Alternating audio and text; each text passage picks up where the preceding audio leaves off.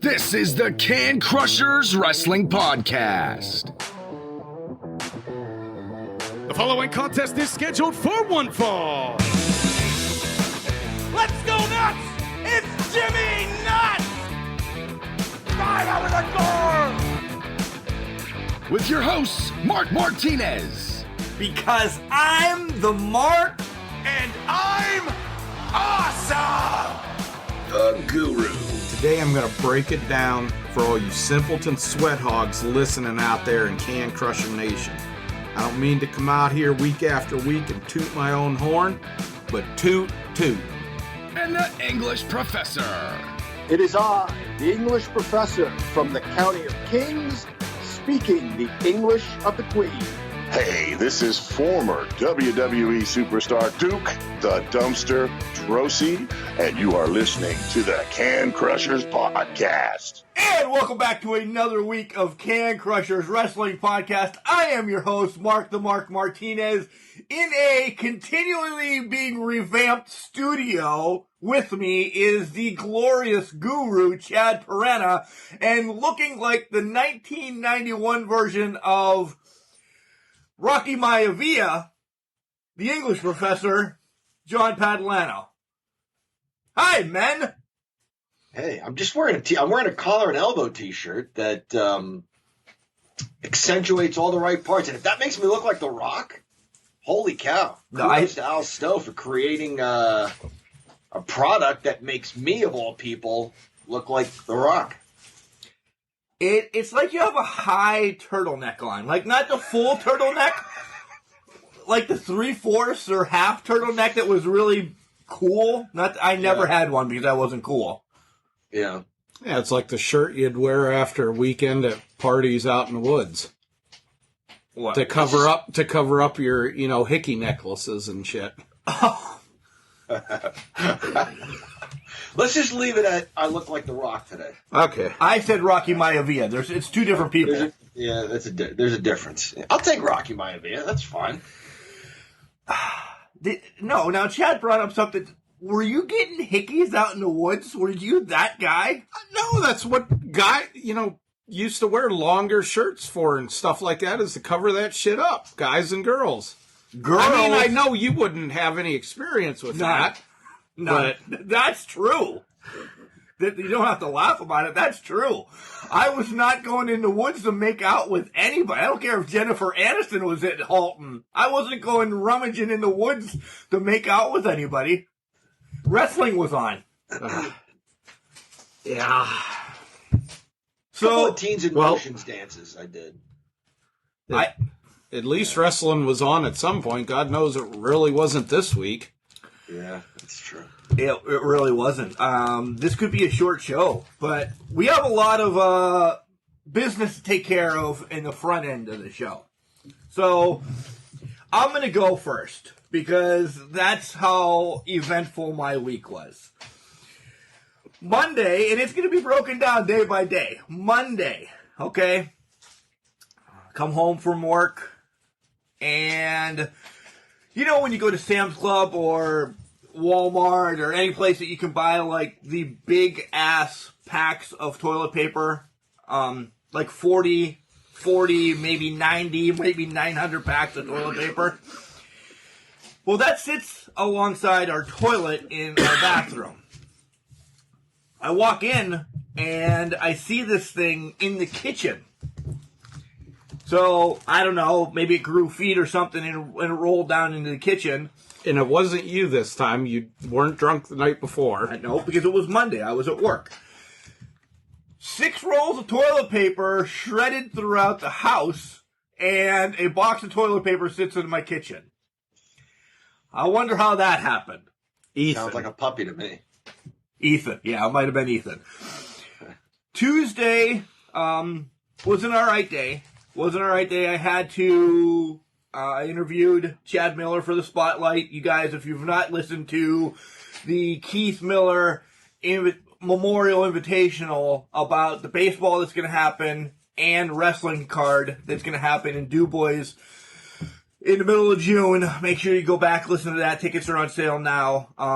Chad spilled some extra names that are out there, kind of leaked what I'm going to be doing and, you know, what everybody else is going to be doing here on Can Crusher, so we're really excited about that. Wednesday was Wednesday. Let's just roll fast forward to Thursday, because we were going to record the fantasy booking show that we do and we put out on Friday. Okay, these guys are ready. They've sent me the stuff. They're both on time sending me their business this week. So I'm like, holy shit, this is awesome. We're going to be able to do this. I get home Friday and nothing's chewed in the house or anything. I'm like, all right, this is awesome. All right, I'll go upstairs, take care of my business, get ready to record with these guys. Turn the PlayStation on, no internet. Turn on the Roku, no internet. I'm like, oh, look at my phone, doesn't have Wi-Fi. What in the hell is going on? Well, I look at the Wi-Fi box then, finally. And I know, oh, it's missing something. The wires that go to the Wi-Fi box, that's what's missing. Squirrels. I have squirrels in the house, apparently. No, because you question one little black dog in my house, and he gets the pouted eyes. Yep, I did it.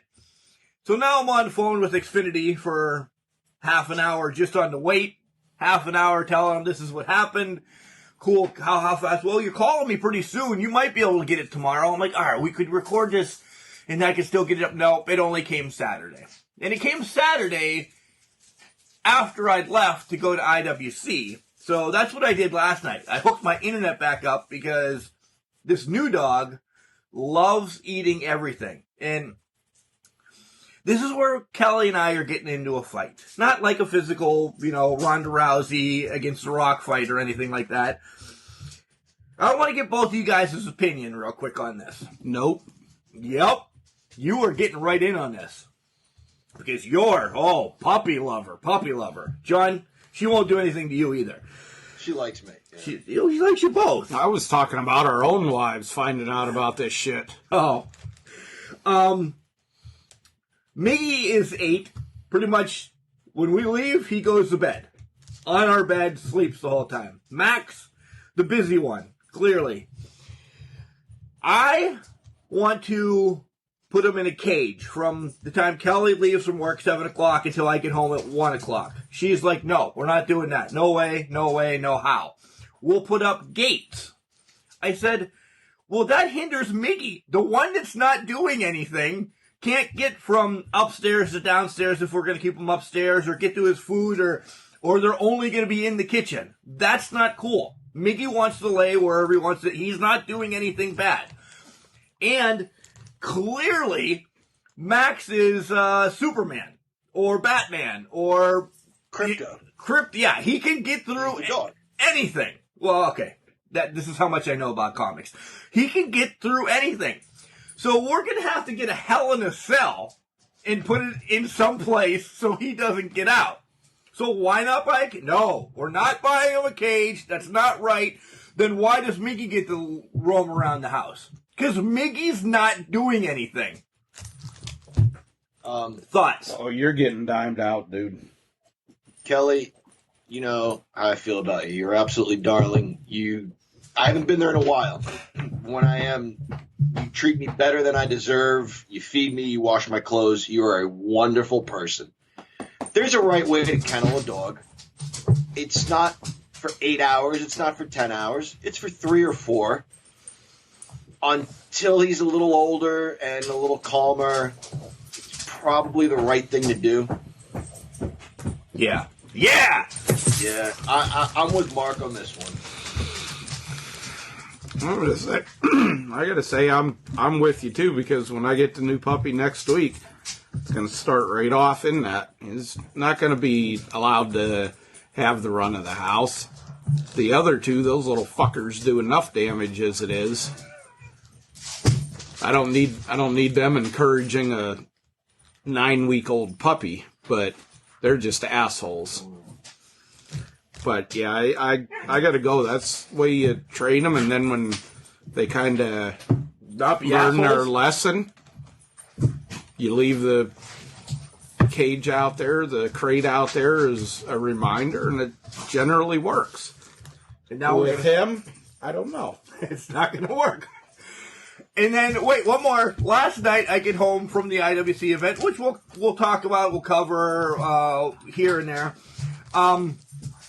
because I went live, so I don't know what the stream looked like. John might have seen a little bit of it. I don't know. You had, Go ahead. You had baseball games and such. I really don't know.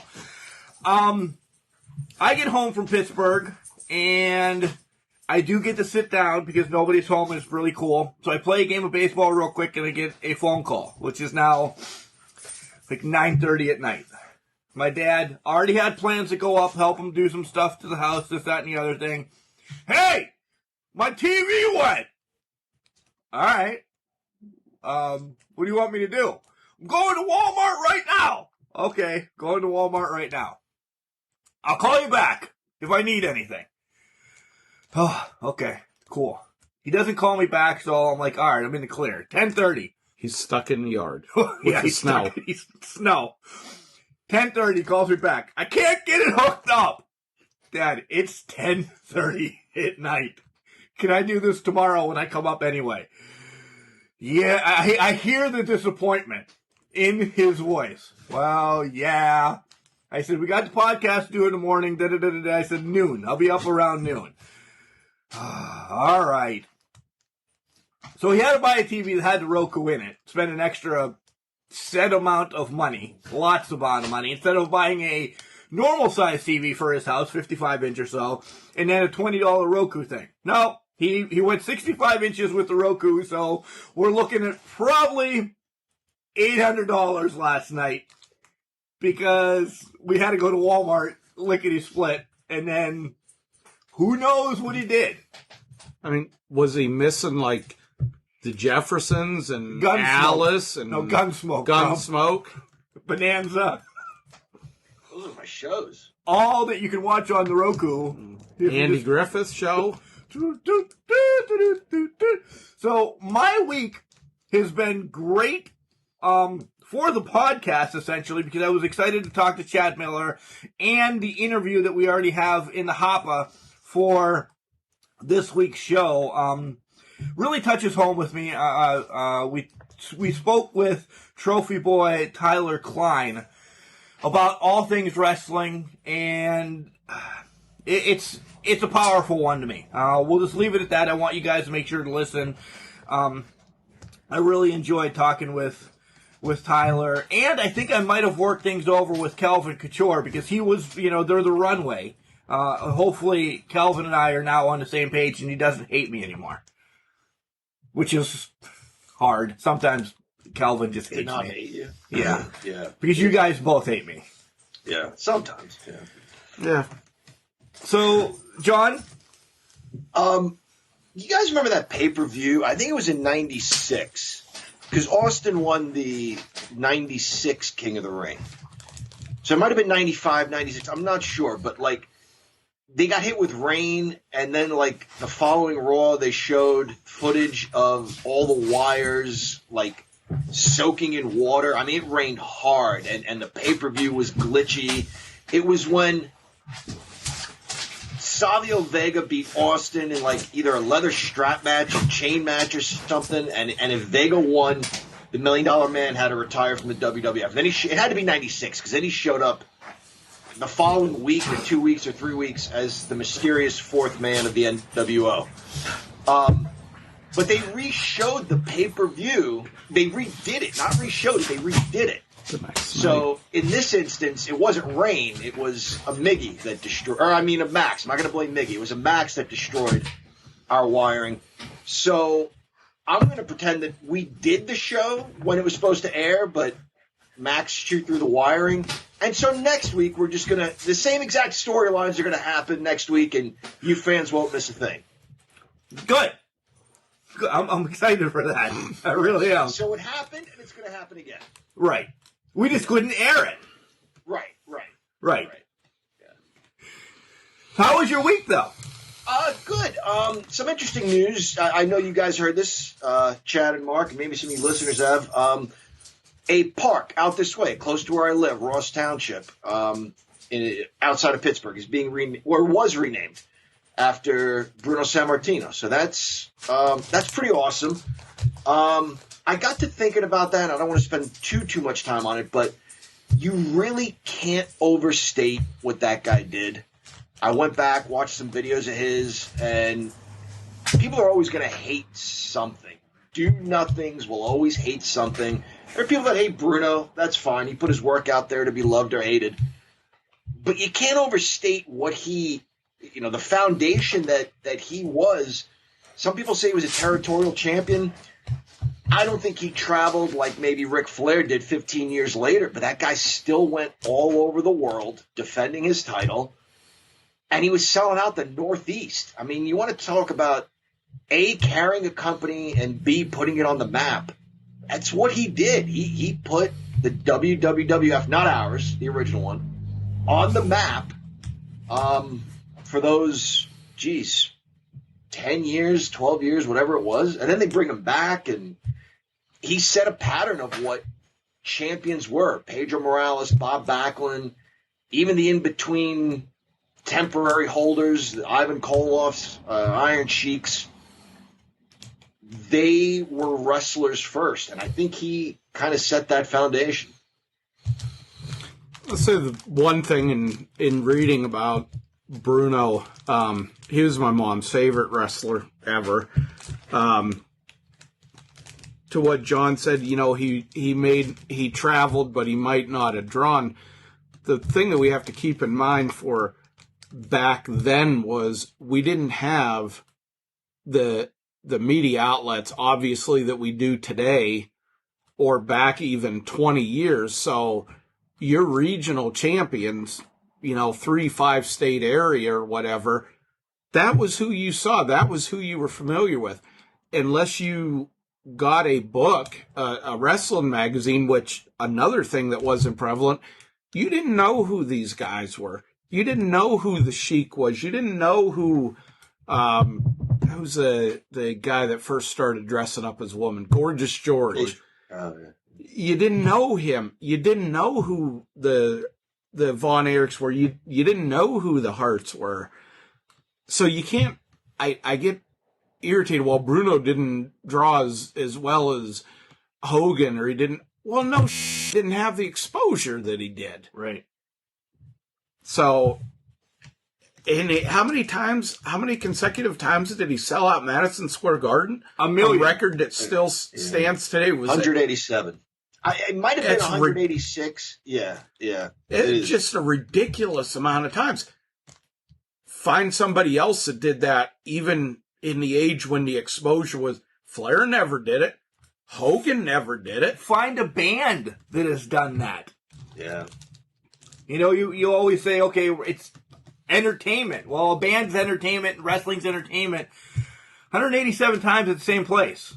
And Yeah. when you look at these attendance records, when these, for 60, 70, 80,000 things, or 80,000 fans, it wasn't football, it wasn't baseball, it most assuredly wasn't fucking basketball, it was wrestling setting these fucking attendance records.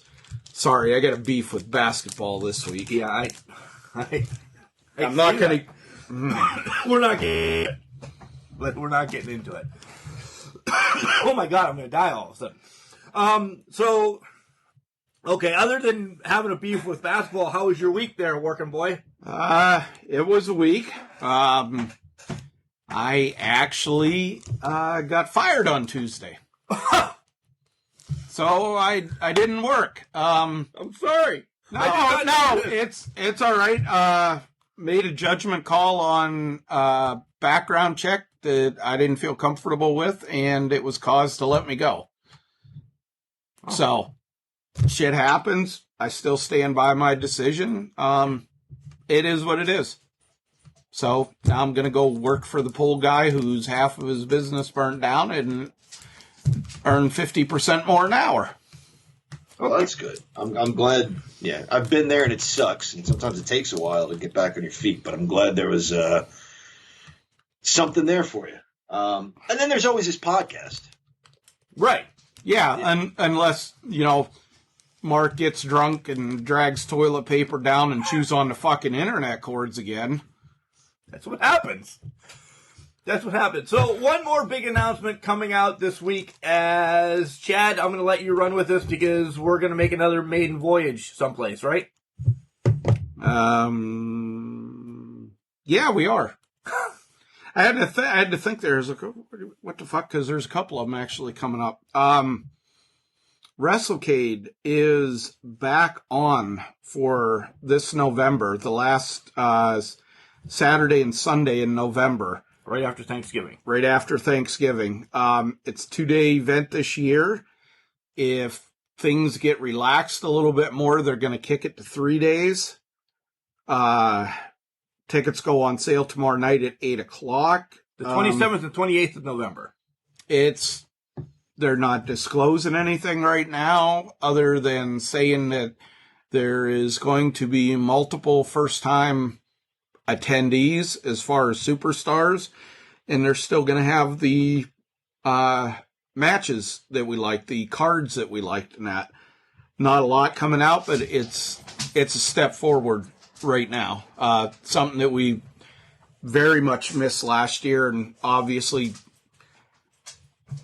the pandemic and the health of the nation takes priority, but we got smacked out of Ring of Honor pay-per-view, fucking Crockett Cup, and WrestleCade all last year.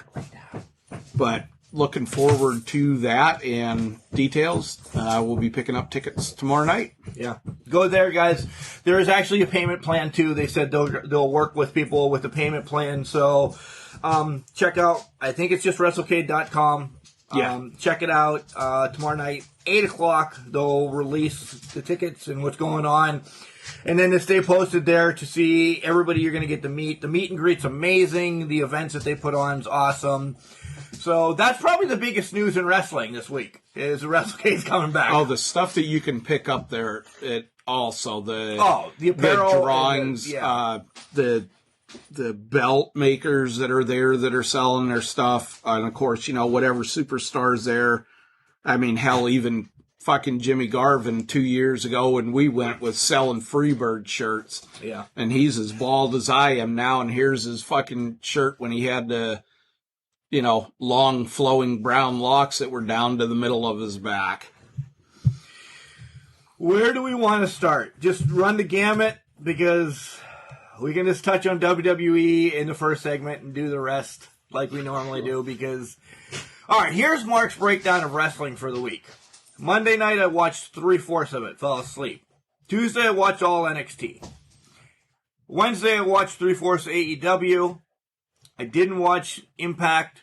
That pay-per-view, by the way, is tonight. Very interesting. We'll touch on it. Okay. Yeah. I was going to say, there's some good fucking matches going to be on there. Friday night, I didn't watch any of SmackDown. None. Not a zip. But I watched the top 10 moments, and it actually took place. The top 10 things happened between two matches. So that means it wasn't that great. There wasn't a lot. I know you said you want to start with WWE. Might as well go in order. There wasn't anything that really stood out on any brand, but there was one particular brand, and we will get to it, that it upset me. It made me angry because it was so bad. But some things from Raw that okay, here we go. I thought Randy Orton versus Matt Riddle was very good. Those guys told a story. It was a quick story. I mean, it wasn't a long match, but you've got the experience of Randy Orton. You've got Matt Riddle looking for a quick win. Jumped on his back and applied the sleeper hold 3 or 4 times, and Randy's reversing. He's falling back. He's driving him into the corner. He's flipping him over his shoulder. And in the end, it's a roll-up, just an old-fashioned roll-up where Orton went for the RKO and Riddle rolled him up. And I think that was the right thing to do. I'm happy to see Orton put somebody else over. You can't bury that guy. He's a superstar. Good, solid match. Another point I want to make about that, I don't know why Lana is still employed. I think I say this every week. She cries in every match. I want to like Mandy. I don't think Dana is an impact player. I'll just put it that way. I'm not sure she's done much of anything to warrant having a job either. I don't get why they came out and helped the other team beat the champions. And is Nia Jax that stupid that she's going to fall for that shit and walk away from a match? Come on. It's just ridiculous booking. And then Asuka and Charlotte, I can watch that match 20 times. They have great chemistry together. This was no exception. I will say, just let Asuka be herself, and she's entertaining. You guys remember there was a point where they tried to, spoon feed us her promos and tell her exactly what to say, and wrestling fans can be goddamn assholes, but they're opinionated, and they're going to say what's on their mind. So they were, saying, what? And whatever else. It's not her first language. There were times maybe she got a little lost or she was hard to understand. When you let her say what she wants to say and then just fly off the handle, and it's entertaining. You don't know what the hell she's saying, but who cares? Iron Sheik would say it's 2 or 3 things in English and then go off in, I guess, Farsi and say whatever the hell he said and then spit and leave. Just let her be herself. And when she called Charlotte a bitch, that got a genuine reaction. I thought that was funny. One note on Raw real quick, John and Chad. Did you guys hear that they kind of had another COVID outbreak and thus Raw was kind of on the seat of its pants as it was going because there was supposed to be more things. They didn't say what more storylines coming out of this Raw, but they couldn't. That's why you had Randy Orton on there 3 times, and you had Riddle on there a couple times. Everybody that was healthy made several appearances on Raw this week because they didn't have people to put in place. Because there was no idea. Yeah, there was another COVID break. I'm sure you're excited, John, that he must be out of college again because Humberto Carrillo is back. Oh, nice. I can't wait to see him. Yeah. I did like the Asuka and Charlotte stuff. This also caused some controversy on the interweb this week because Charlotte has now been fined and suspended indefinitely because apparently whatever, I don't care, but we always go there. She's going to have one more surgery, something with her teeth or something, whatever. Cool. I don't give a shit. So why is she fined and suspended for that? Well, because she beat up all the referees.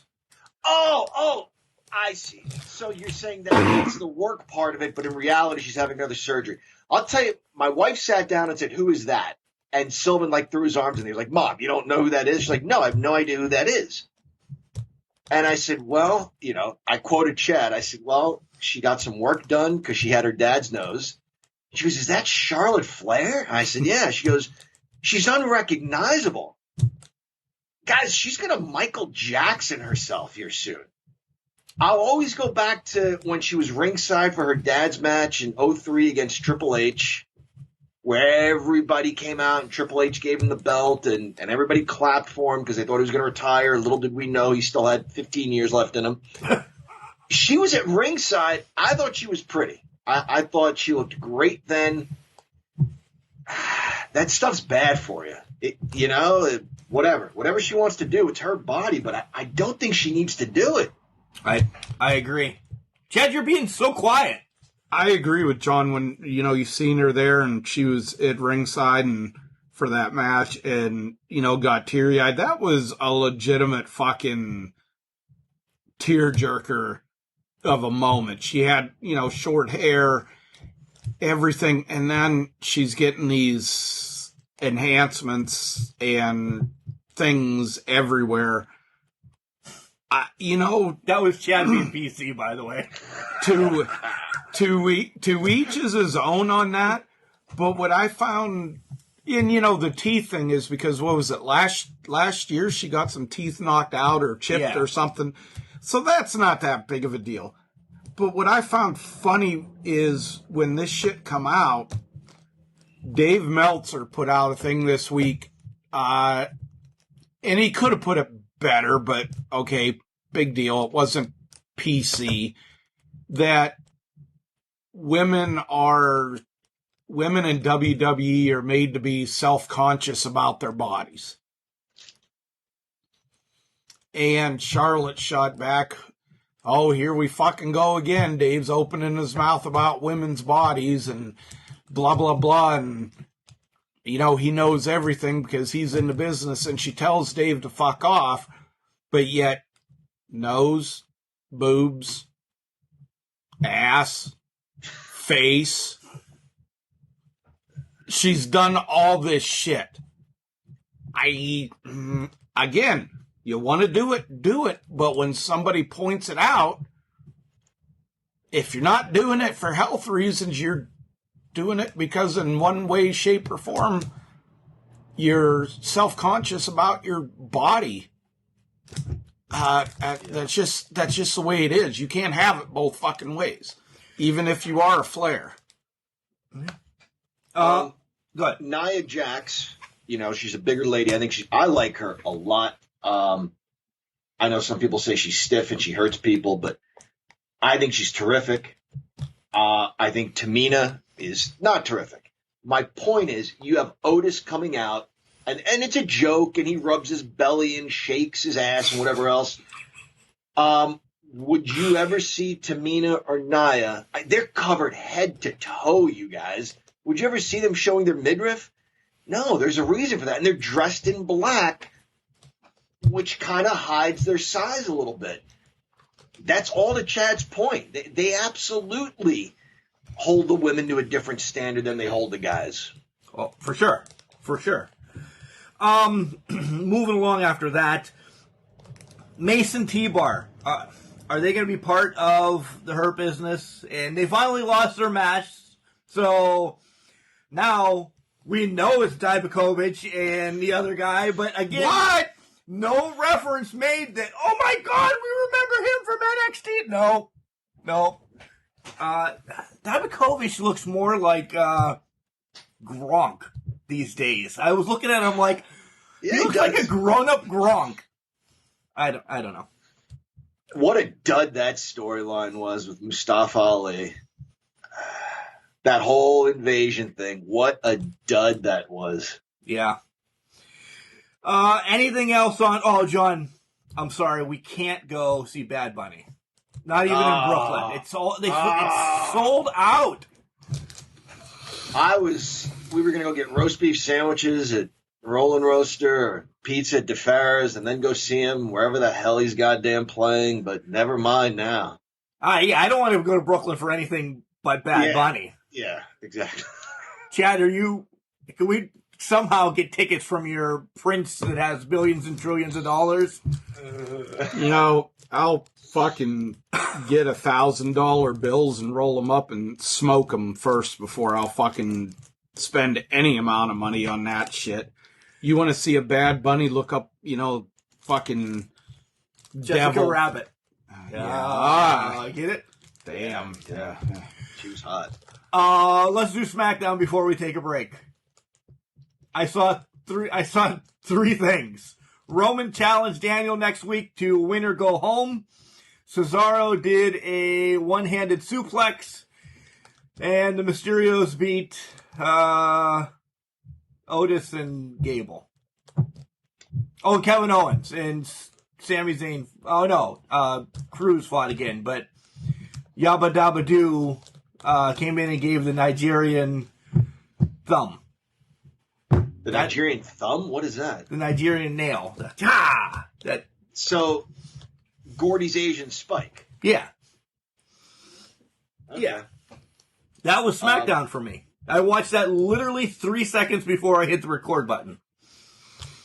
Cesaro's amazing, and I think he's getting a justly deserved push. Terrific athlete. Cesaro's great, and I just got to say this.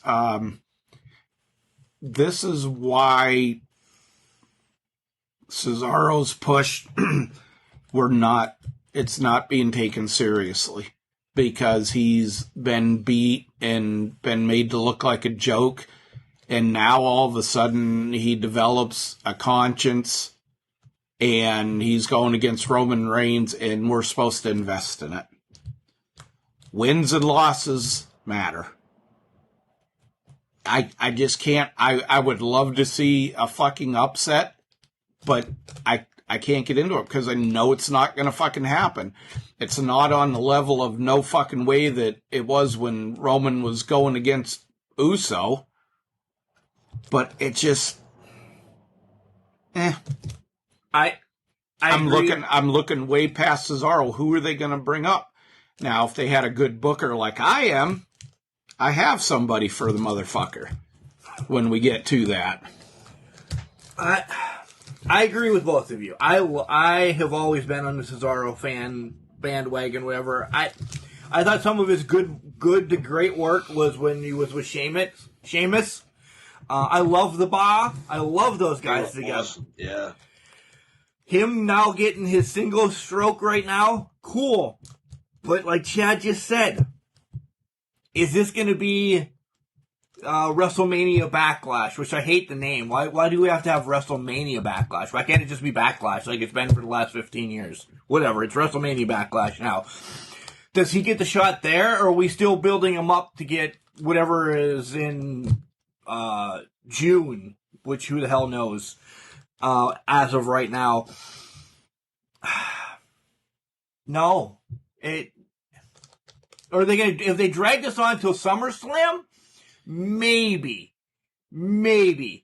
But WWE doesn't drag, and I'm not saying drag isn't a bad thing. They don't drag things on like that. They like to repeat 6 times before you get the final answer. If that were a SummerSlam match, and I love Cesaro, I don't want to contradict myself. I will stand by that. I think he's very talented. He's a terrific athlete. But Chad makes a great point. He's kind of been, a funny guy. Even with the Bar, they were kind of funny, and it's hard to take him seriously. If that's a SummerSlam match, this might make people mad, but I would put that on the level of a Diesel versus King Mabel SummerSlam match. That would have been better at some lesser pay-per-view. As good as he is, you wouldn't put, and I love Tito Santana. I always go back to this because he's a great example. You wouldn't put Tito Santana in a SummerSlam main event. He'll give you a terrific 2-3 number 4 match. To me, that's what Cesaro is. I'm glad he's getting this push, but I don't think he beats Roman Reigns at the next pay-per-view, the one after that, SummerSlam, Survivor Series, or next year. They just don't develop their characters the way they should be. If you want to get people's interest and really get them, holy shit, this could happen. Even though he's been the dominant champion, this could happen. You have to build it up. And I'm going to go to Ring of Honor for this type of scenario. Flip Gordon has been made to be, over the last 2 years, a real son of a bitch. I mean, just a dirty bastard. Whatever he has to do to win, he gets kicked out of the division. He beats his own fucking friends up. He quit social media as part of the whole ploy. They're building him up to challenge for the world title. I personally, the thing that I have with him aside, I think he's gonna get the title. It's that interesting of a match. Roman Reigns turning bad all of a sudden. Big fucking deal. The only reason that it was fun for me was Paul Heyman coming out with him, because that pissed Sue off to no fucking end. She seen him come out with Roman Reigns and told me to get the fuck out of the room, and she didn't want to hear it. That was the best part of Roman Reigns turning bad. They should have done it years ago. I agreed. All right, well, that's WWE for us. Nothing else you guys want to throw in there? Because no, that's a wrap on WWE. All right, we're going to tell you about Collar and Elbow, but after that, we'll come back with NXT and AEW. Both are great. John, you have a normal Collar and Elbow shirt on? We'll get there. John, give me a little smirk. Yeah, that makes me look like Dwayne Johnson. I have my wrestling one underneath my hoodie. By the way, Kelly, did I tell you guys Kelly got me this new hoodie? It looks like a Tigers jersey. She went with number 77 the year I was born and put my name on the back. Maybe I said this last week. It's just really freaking comfortable. It really is that nylon rayon thing. Yeah. Apparently, that's what I'm saying, man. She's the best. Not to go off about your wife, but she's awesome. Go ahead. Sorry. Apparently, she ordered this 2 months ago, and it finally came in because, I don't know, they had to kill the Krylon to get the fabric, or I don't know what even Krylon is. I'm done. But Collar and Elbow has great hats, hoodies, tees, eye masks, vests, patches, shorts, pantaloons, stickers, anything you need. Collar and Elbow has it, and it's freaking comfortable. It absolutely is. My son had a baseball game in the rain yesterday, and it was dreary, but I had my comfy, cozy Collar and Elbow hoodie last night to keep me warm. Did he win? They got destroyed. They're a young team. There's one kid on that team who's huge. He hit a home run. It was a no-doubter. Crushed it to right center field. Kid on his team. That was the only bright spot. Otherwise, they got smoked. So did your team win? They play T-ball, so we don't keep score. I will say this. All right, so stop lying. You keep score. I do. I can tell this story after we come back, since we teased Al Snow. All right. Chad, it'll give the people something to anticipate after the break. Chad, what's our promo code? Can Crushers, all one word, capital C and Can, capital C and Crushers. And you save 10%. Here comes Al Snow, and we'll be back to hear the rest of this baseball story. Wrestling. A love and a passion we all share. I've started a wrestling brand. The wrestling brand. A brand founded on the aspects of wrestling.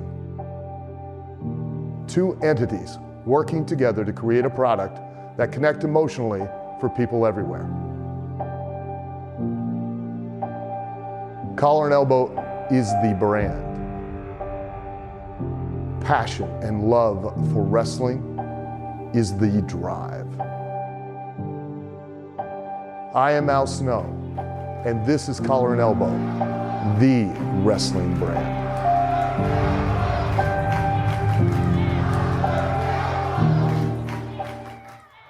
This is the one and only Trophy Boy, Tyler Klein, the fashion designer to all of the wrestling royalty in the wrestling world. Half of the runway with Calvin Couture. Make sure you tune in to the Can Crushers podcast. 1, to listen to me. 2, go back, listen to Calvin. And 3, I guess, listen to the host. I mean, we're going to see. He's got a lot of work to do with the runway, so we'll see. But tune in. You won't regret it. And welcome back, Can Crushers listeners. It is I, the English professor, joined by Chad the Glorious Guru and our fearless leader, our host, Mark the Mark Martinez. We covered Raw and SmackDown in the first segment. And before we heard from Al Snow, I started to tell you a little bit about the baseball weekend.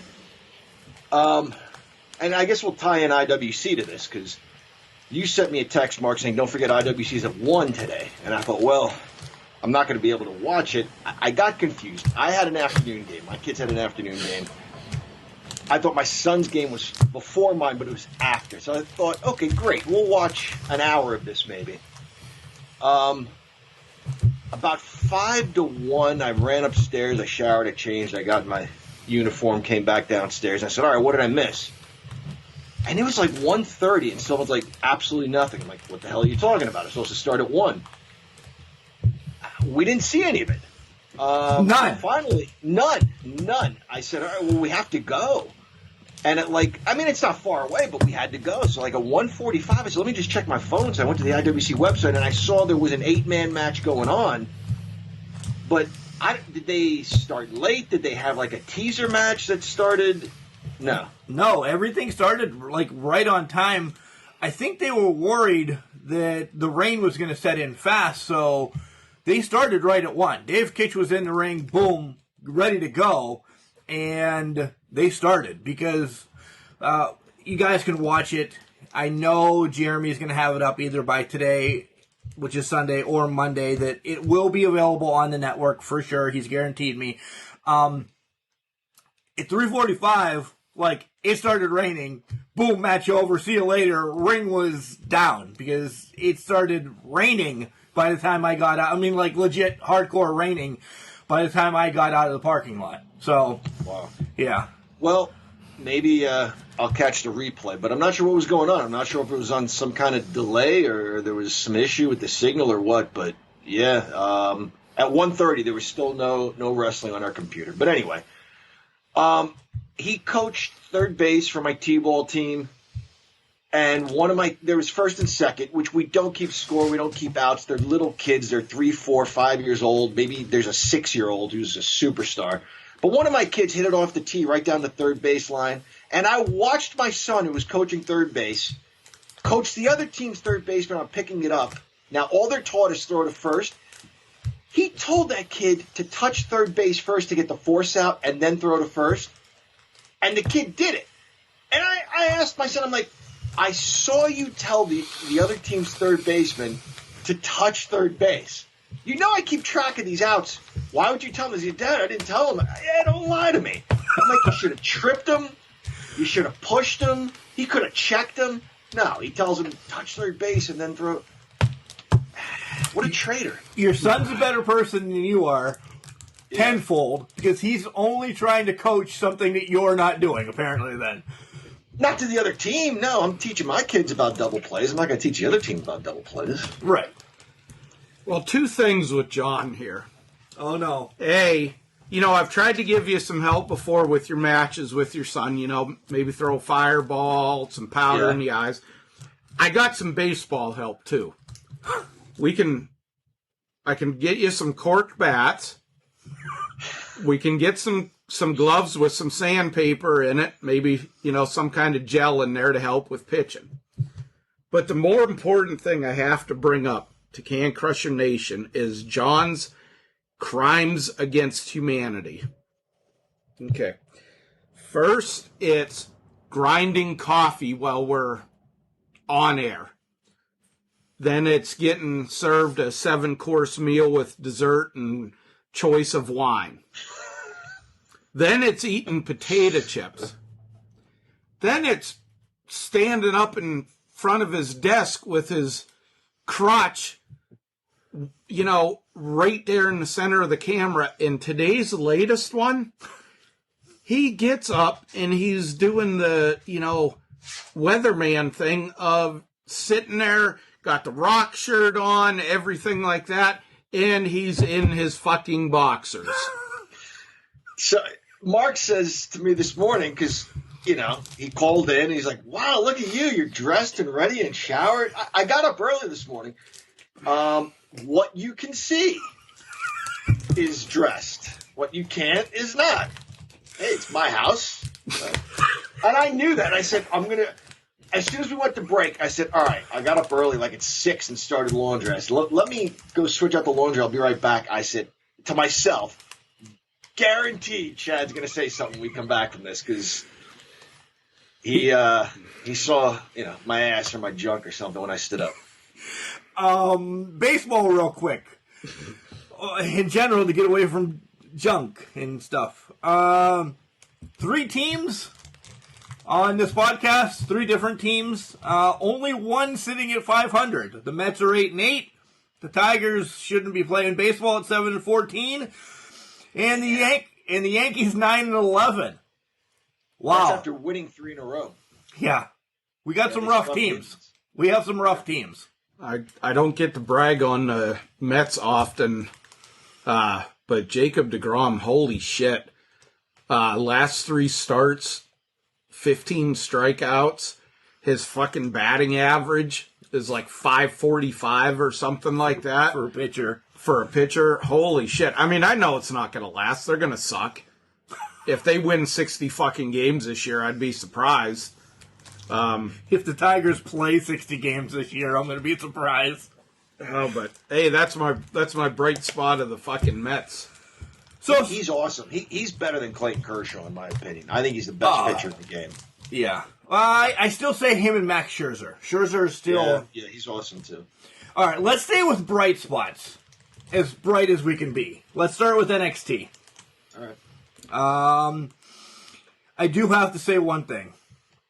If Kyle O'Reilly is trying to be Orange Cassidy, he's not there. Kyle O'Reilly coming out in all denim and everything. I don't know. But he looks like a cross between Orange Cassidy and fucking Sami Zayn's, Fidel Castro fucking look. He does. I don't like this little spin they gave to Kyle. I really don't. I don't know. I really don't know how do we want to do NXT? Do you just want to run with it, or we just want to talk about what we really want to talk about? Yeah, skip. Yeah, you just want to bring up certain points? Yeah. Again, that's kind of, yeah. Whoever wants to go first. Go ahead, Mark. You started. I'm not going to like Frankie Monet. I don't know. I love Taya Valkyrie. I don't like this character that they gave her. I don't. That's my number one beef. I'm like, I'm sure John was excited for Breezango. That was a note. I'm not really excited about Sarai either. Sarai. Yeah. I like Zoe Stark. I do. Kushida and Orkin, this could have been a great match, but I understand what they did afterwards. Everybody comes out, and then it's a craziness. Cool. And I didn't mind the main event of Kyle and Grimes until Cross came out, and yeah. That's NXT for me. Like, there's nothing for me to dig my teeth into this week. Who wants to go next? This was a maintenance show to me. That's what this show felt like. It just felt like we don't know what the fuck we're going to do, so we'll throw some semi-interesting things together and see what happens. It's like throwing shit up against the wall and seeing what sticks. Essentially. LA Knight versus Dexter Lumis to kind of kick things off. We don't know what happened when Dexter Lumis carried Indy Hartwell away a week or two ago, whenever it was. I like what they're doing. LA Knight's a terrific wrestler and talker. I like the Dexter Lumis character. I'm okay with the shenanigans of her. I love that. Tongues hanging out and she's looking at him, and I think it's hilarious. I think it's a lot of fun. I've said Indy Hartwell needs some work, and she does. But Theory, LeRae, and Gargano, they're all so good that if you give me a little bit of silliness, I'm okay with it. Yeah, Mark, I had exactly the same note about Sarai and Zoe Stark. I expected to be wowed. I got what I expected from Zoe Stark. She's always consistent.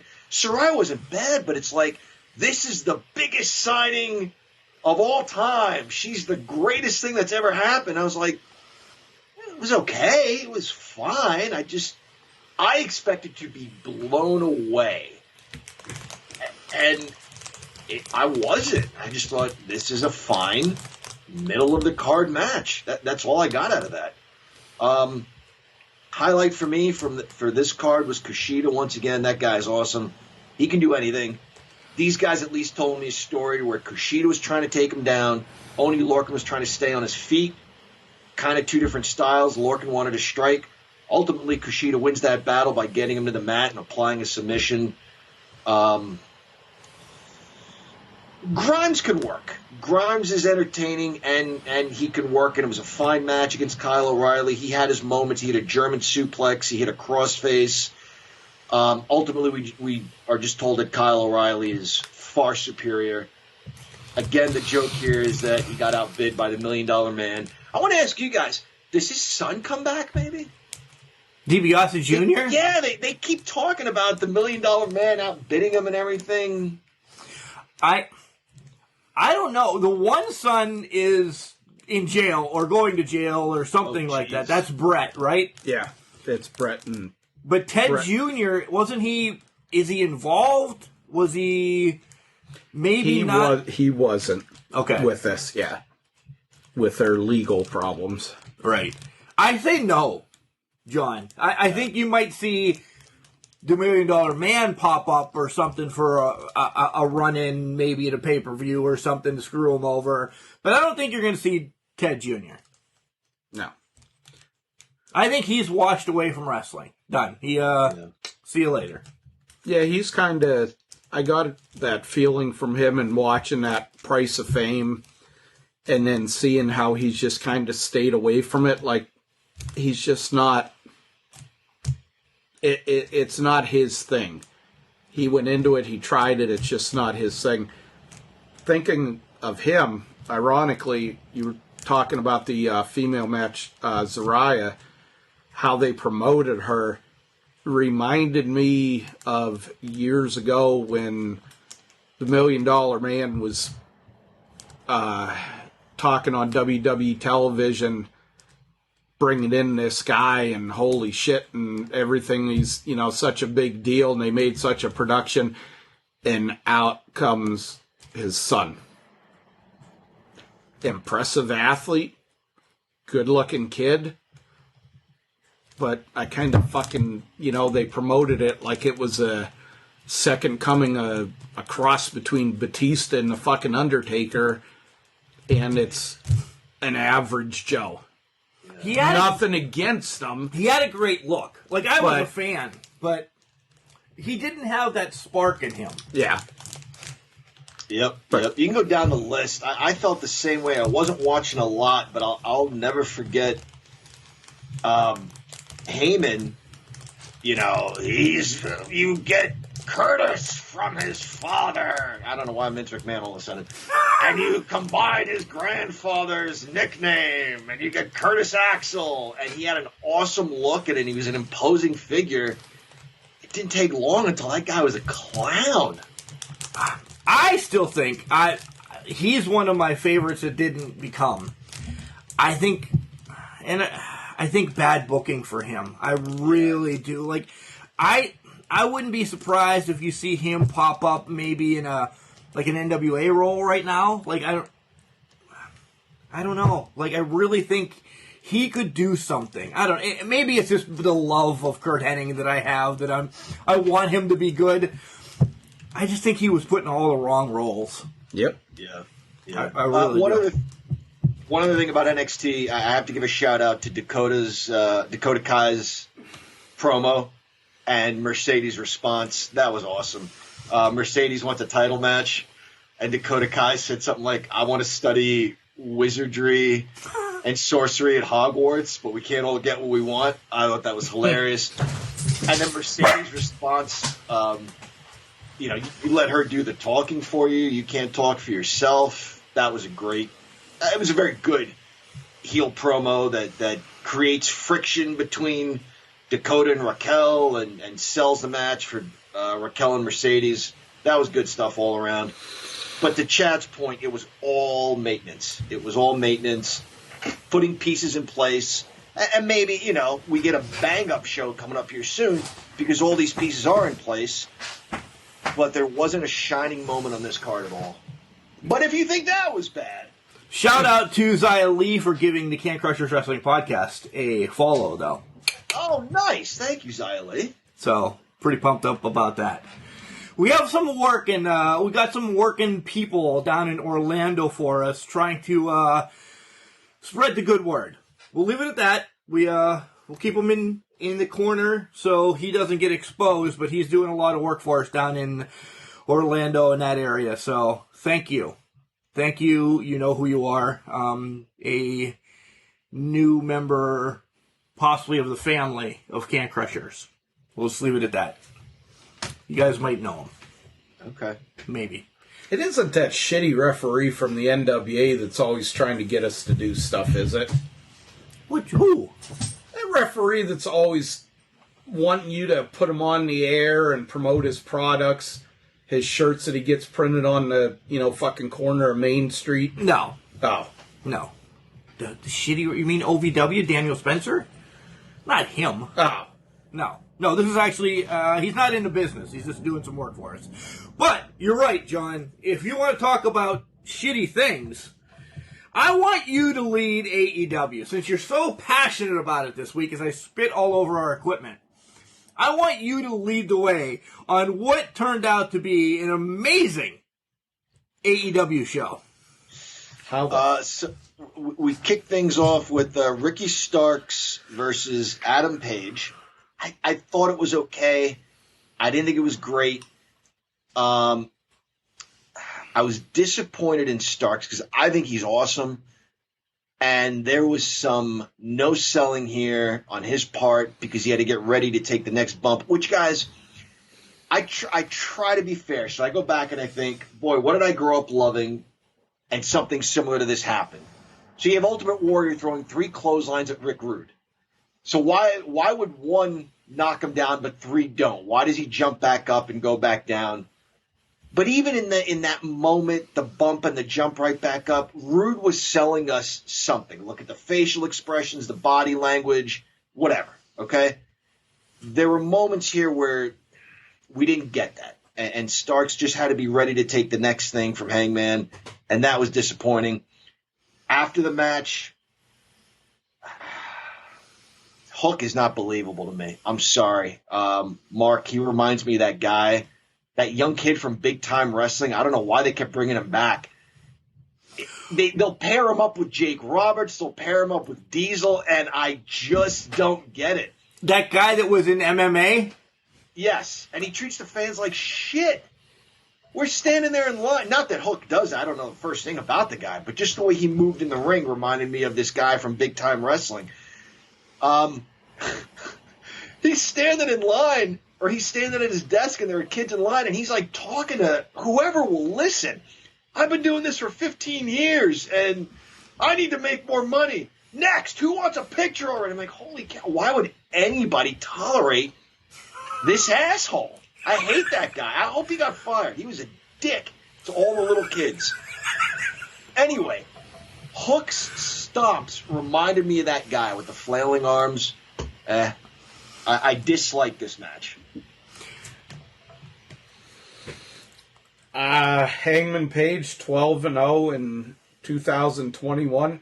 Why the fuck is he not? Why is the title not on him?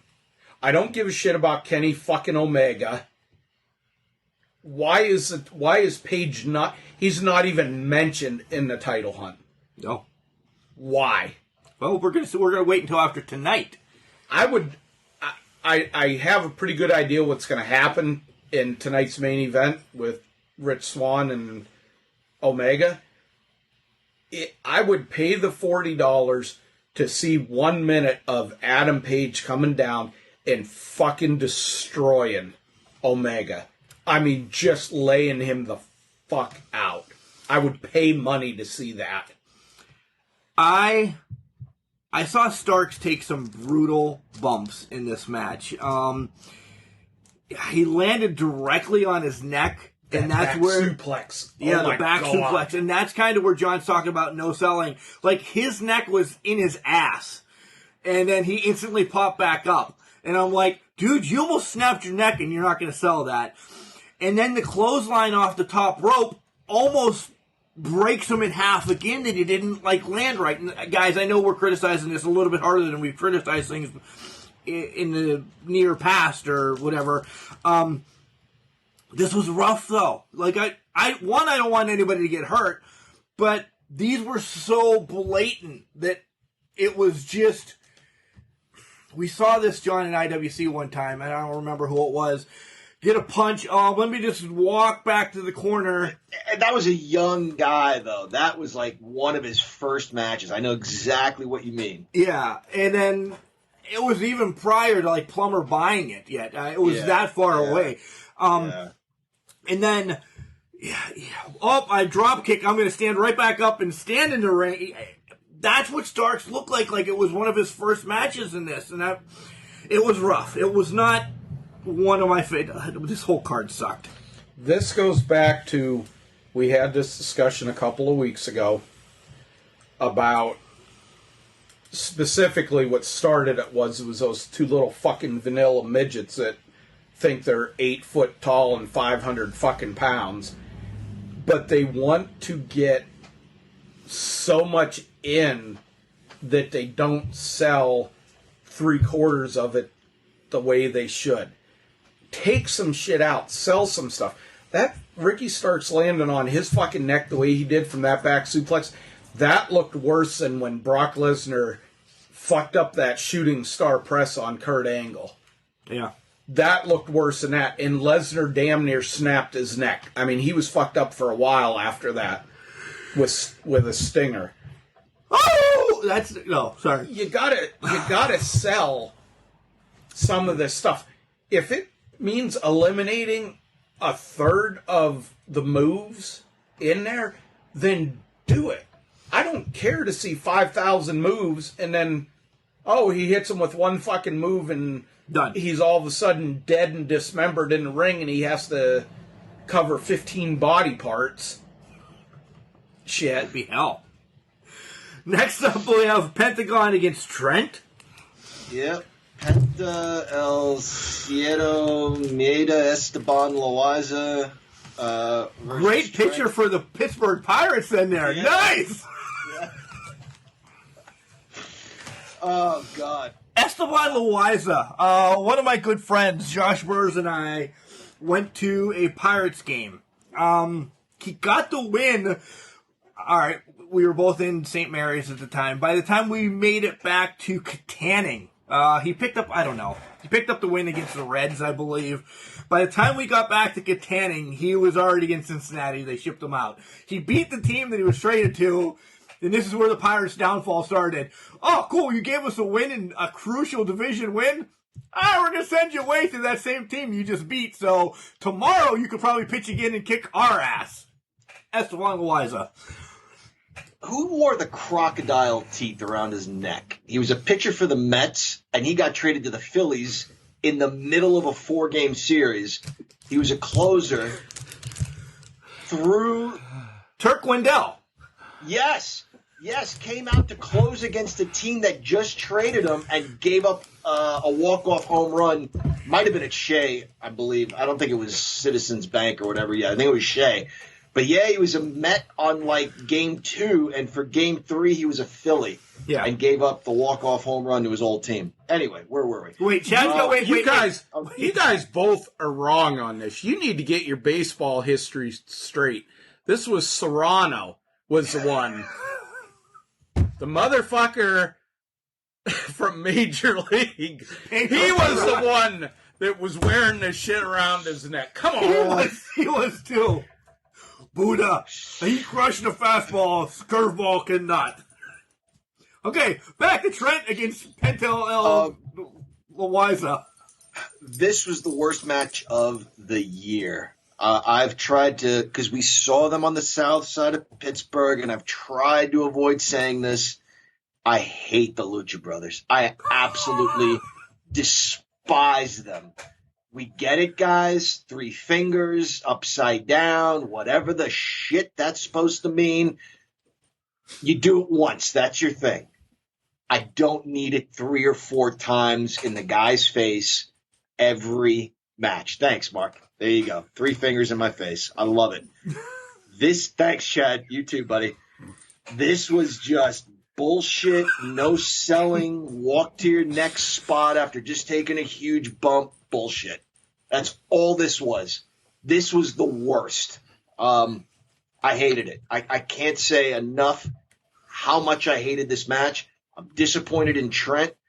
Both of them, though. Absolutely no selling anything.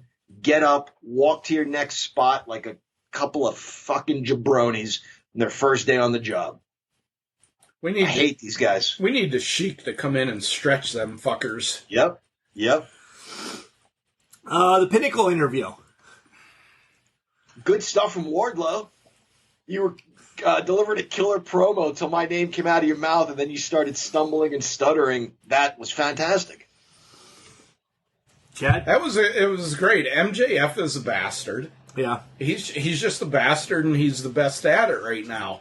The Wardlow thing, I was fucking laughing. It was like, he was nice, calm, and he's like, and then my name had to cross your lips. Oh, shit. So what is that setting up? Wardlow fucking smacking Jericho around. On the way home from what seemed to be a 9-hour ride yesterday from... First off, let me go here, because I saved this story for this part anyway, because I was going to talk about Wardlow. I went down to Pittsburgh my normal way, made it to outside of California, Pittsburgh, that area, in about 2 hours, 45 minutes, somewhere in between there. A normal ride for me to Pittsburgh. I don't understand why Google Maps sucks the biggest balls out there. It sends you one way, and it happens every effing time. It does. On the way home, I'm now going this other way, and I don't know where I am. I've never been down You're there. headed towards Philadelphia. Yeah. And then I'm like, all right, this thing says I'm going to be home by 7 o'clock, whatever. I'll just keep going. I'm cruising. Indiana, Blairsville, Homer City, Punxsutawney. I'm like, why the hell did it take me? It was a straight shot the way that I went. As you guys know, I'm stupid. Could I have put 2 and 2 together to go back the same way? I don't know the way I went. So I just follow the goddamn Google Maps, and it sends me literally an extra hour out of my way to get home. And I'm livid. So I now see that you're driving and listening to a computer. Right. Yeah. I lose, Chad. I understand. It could be worse. You could be driving a fucking Tesla that's a death trap. Oh. So I go back and I listen to AEW exclusives. I find the one with Britt, Tony Schiavone, and Aubrey Edwards. By the way, if you have not listened to these and you're IWC fans, the Britt one's amazing. And we love Britt. Happy birthday. Happy belated birthday, Britt. Into the 3-0 club. I wish I was still there. But the Wardlow one is awesome too. So it's on Spotify, AEW exclusive. They said it's more of a behind the scenes podcast. You get to learn a little bit more about their life, kind of like a Can Crusher spotlight. So yeah, AEW, we had it first, stealing our shit yet again. It was great. All right, Tai Conte against Hikaru Shida. I like this match. I loved it. I thought the first 5 seconds were better than anything else we saw up to that point. There was good psychology. I thought the promos leading into the match were better than anything we saw. I loved Shida saying, you are very pretty, you are very nice, you're a good wrestler, and maybe one day you'll be champion, but not today. But when I say the first 5 seconds, they go to shake hands. They both shake their head no. Then they bow. Was it corny? Yeah. But at least they're doing something. At least they're telling us something. But then you get the exact opposite. Like they throw you that curve. They bow to each other, but then you have Shida, who's, I use this term, super squeaky clean babyface. She goes for a cheap shot on the ropes, but misses. They're good friends, but they're hitting vicious strikes. We're told about Conti's judo background. She did a nice job blocking takedowns and then hitting some vicious-looking takedowns of her own. And then Shida's fireman's carry flipped her over across her knee into that backbreaker. Good work by both ladies. I love this match. I know we're 4.5 months into the year. To be honest with you, I got to put this as match of the year so far for me.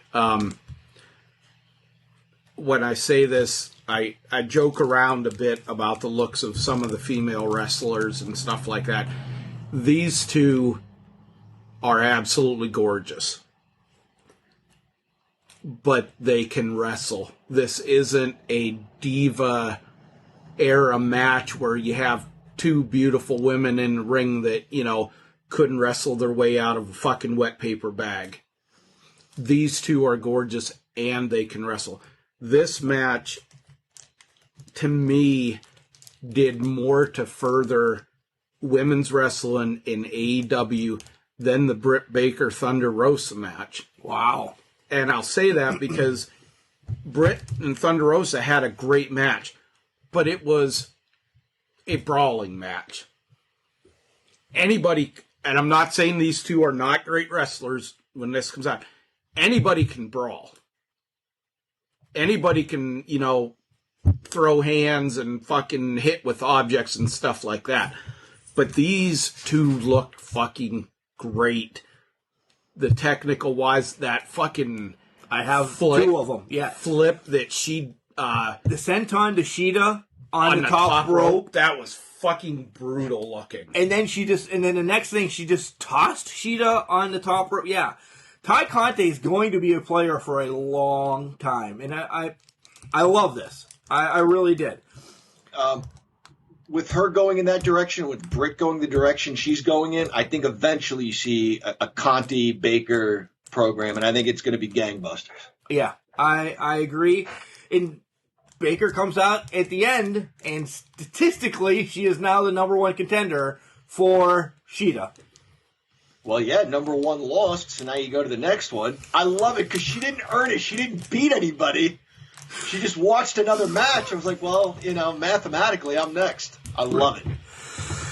At that awesome fucking record, don't call it a win streak at 2-0.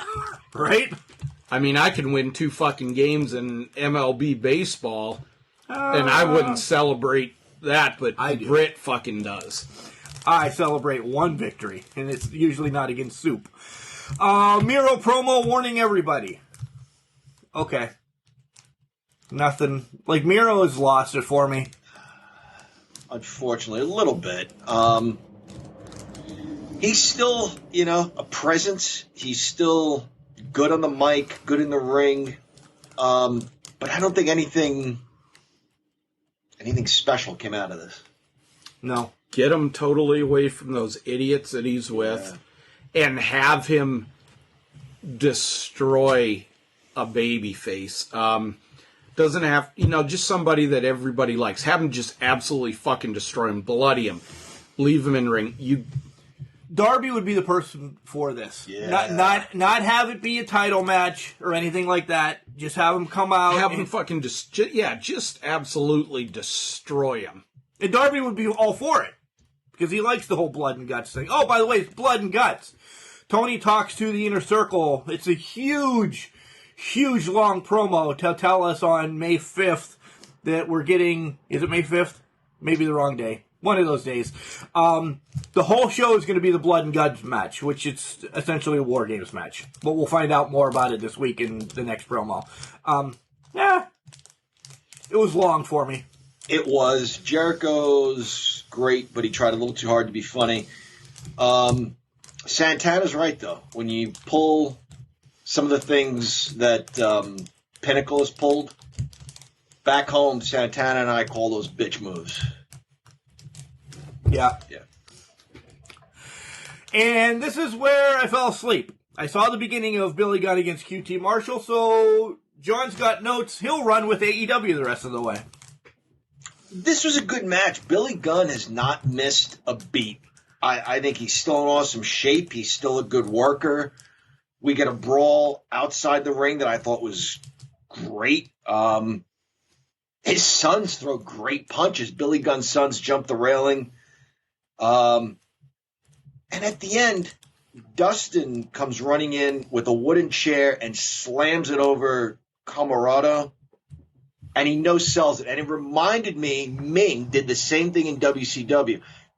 I couldn't find it. I don't know if you guys remember. Was it Dusty Rhodes?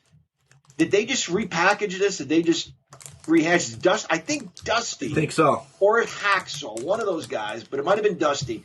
Slammed the chair over Ming's head and it exploded and Ming just stood there and then screamed. And he had the same kind of wild hair and everything.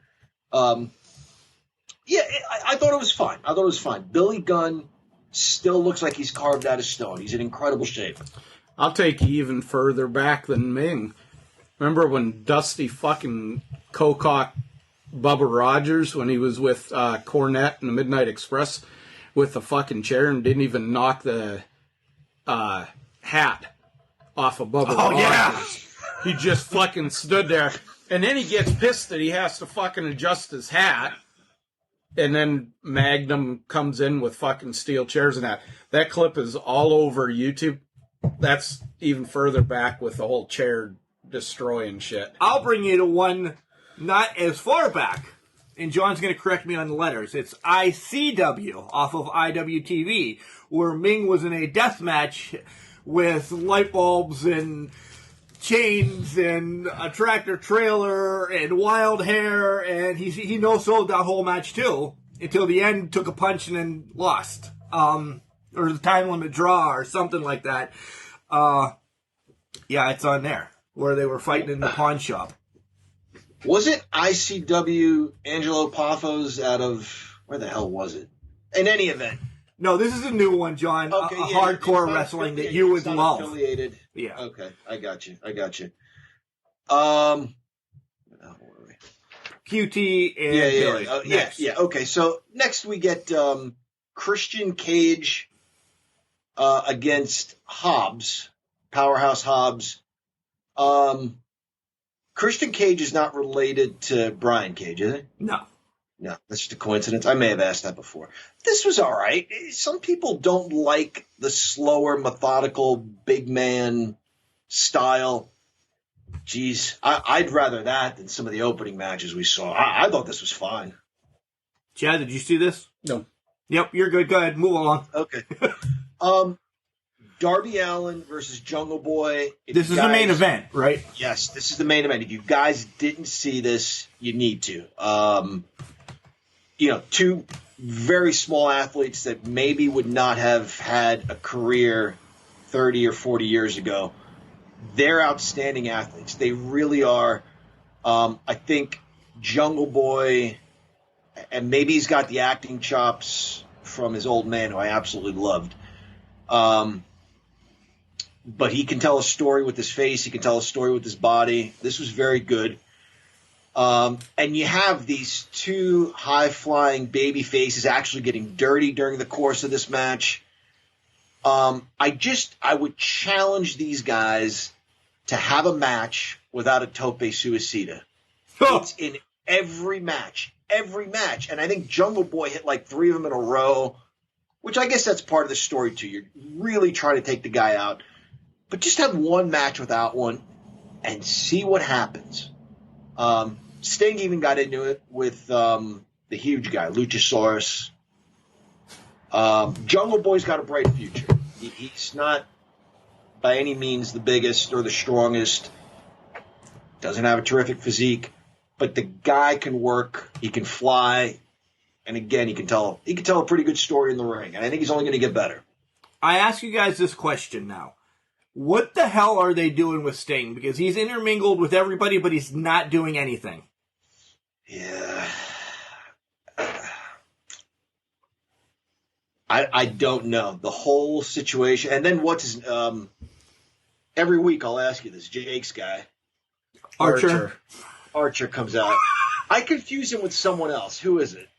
All the time. Tully's guy. Sean Spears.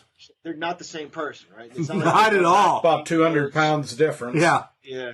Come back out as somebody else. No, they're different people. Yeah, he was involved, and again, Sting's kind of involved with him. I'm not sure. I'm not sure. And then Brian Cage has the utmost respect for Sting. Maybe are they stretching him? Are they using him to give the rub to too many people? Yes. And it's not doing anything for anybody. Yeah. And eventually, I think what they're working towards, honestly, is Sting turning on Darby. Clearly. But who's he gonna do it with? I don't think it's anybody that they have right now. And that's why they can't. Are you saying, all right, well, then I was going to say... people been released lately. Well, I was going to bring this up when we talked about the Mickie James thing in the Thursday, but let's just bring it up right now because we have a little bit of time in this segment. We've had those releases that we talked about last week, and we'll talk about the Mickie James thing here in a minute after a break. But my question is off of Chad's differently. So it has no sense whatsoever right now. But I don't care. I'm still going to ask it. Who's the first person that leaves AEW to go back to WWE? That's a great question.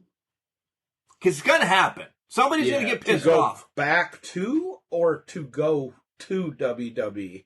All right, they don't have to go back to. Who's the first person that leaves AEW to go to WWE? Brian Cage. You think Brian Cage? Either Brian Cage or Archer. Because Vince has a hard-on for big guys, and he doesn't really have too many right now. John? I think when you really get live crowds again, so it might not be a Raw or a SmackDown, it might be a pay-per-view. I think he had a good run, but I think he's going to realize the grass isn't always greener on the other side. I think eventually you see Jon Moxley come back. I think at one point I have two. I think at one point, because his ego is his ego, Jericho goes back to get put into the Hall of Fame. Okay? And that might be down the line, after everything's over. I think Rusev goes back at some point. I think he's the one, the grass isn't always greener. I think that was the same thing I was thinking. I'm like, I don't know. At least he's with his wife. I don't know. That just came to mind thinking he could have been doing the same shit that he's doing here. They just have him clowning there anyway, so what's the difference? Yeah, at least Dean Amber Moxley went and did what he wanted to do. He got a little more hardcore. You said it took a little while to see a difference, but now you see a difference. But you're right. Miro is he was clowning there, and now he's a clown here, so what's the difference? The one thing I don't think it'll be Moxley, because he also is working with New Japan, and that other guy that he's doing some independent stuff with. I can't. Bloodsport. I know what you mean, but I don't know. Yeah. I can't remember that guy's name. He's doing a lot of stuff and helping push that. That would be the only reason I don't see Moxley going back, because you're in WWE, you're not doing that shit. Yeah. Period. But the other ones, I don't know. Maybe Vince will wake up and say, you guys can do your Twitch, and then Miro will run right back over. Whatever. All right, let's take a break. We'll come back. We have Love 'Em While You Got 'Em. And we have some news on Mickie James's release. So I'm sure you guys saw or heard about it. If not, it's kind of garbage. This is the fashionista of professional wrestling, Calvin Couture. And I'm glad you're listening to me, but I don't really know why you're listening to this podcast. But whatever, they paid me a lot to say this. So enjoy Can Crushers, I guess. And welcome back, Can Crusher Nation. It is I, the Glorious Guru, with Mark Martinez in our refurbished studio. Refurbished sounds so bad. Upgraded studio, and we are talking to John, the professor, who over the break we have heard has been signed to a contract by Hanes Underwear and Fruit of the Loom. Wow! Finally. Both of them. They're competing brand, isn't it? Yeah. Wow. I've tried to be an actor for years, and finally I get a gig. Yeah. Mark, you came up with a better adjective there, upgraded. That was from years of tutoring, where you would give me a paper and I would just say, you know what, you used this word 4 times, and that's okay, it's a first draft. Find me a synonym for that same thing, or find me a better adjective. So now you just naturally, the better adjectives come to you just like that now. Yeah. And it only took how many years? 30. But he got it. 30 years, bro. We always knew you were a little slow. Slow is the word. or another word for slow. Let's talk about Impact Rebellion real quick. We really don't talk about it, but there's a lot going on this pay-per-view tonight. You can get it on Fight TV, Impact Plus app, whatever. Anywhere you can get pay-per-views, you can get this. Run through some stuff that... Favorites. That's our favorites. And it's going to start off with Fire and Flava, which is Tasha Steele and Kiera Hogan. I fell in love with them at WrestleCade, what they did there. I saw Tasha Steele at a Shimmer or a Rise event one time, and I'm like, I got to keep my eye on her, and I did. But what she did at that WrestleCade that we were at, awesome. They're taking on Jordan Grace and Rachel Ellering. John, you remember Rachel fought Britt at Night of Superstars one time for IWC. Rachel Ellering making her return because she was handpicked by Jazz, who lost a title versus career match to Purrazzo a couple weeks ago. Right. She's the queen of strong smile. Yeah. Yeah, she is. Yeah, I love her. I've gone back. Sometimes I'll just watch her matches on YouTube. I like her a lot. Why are you guys giving me the Lucha Brothers fingers again? We don't know.